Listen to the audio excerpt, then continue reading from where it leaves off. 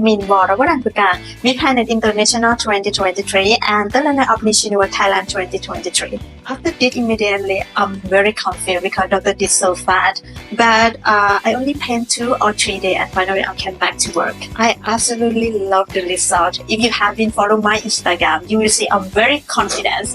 I'm looking to wearing bikini now and everything is look natural. I'm so happy on that.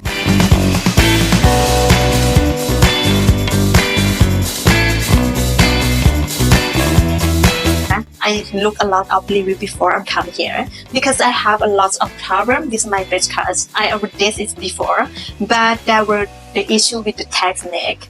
They provide versus what they actually deliver and make me comfortable about it, make my worry disappear.